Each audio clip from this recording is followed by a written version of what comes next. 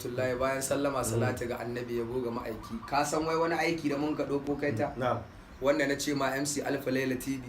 to a nan fa ne fa za su ga ruwan lu'alu irin da tabulin na annashuwa kapsu na nishadi da irin magangana to labarai da irin wanda aka saba a YouTube kenan a sadi no dama akwai masu tambaya wai wace ce tafi kowa bakin jini Amlatul Yammani wadda na gaya ma cewa saboda bala'in bakin jinin ta ita ce fa an ga ce mamar ta na yawarta tana juya ta kalle ta ɗaya irin zuciyar ta ɗaya hada ta gekkan mata ɗaya zuciyar ta washe wani irin bakin jini ne wannan a ce ma wadda saboda bala'in bakin jinin kai bakin ta ko zunubi bai bakin ta ba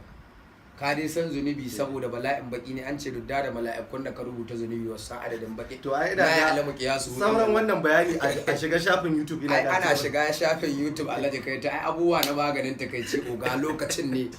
na MC Alfalaila TV oga anan ne za su ga ruwan lu'alu dama suna ta cewa wai ina da suto na maganganu irin babu tashabbuhi ka gane la kai yashtari la na malata gazabihi kirab ai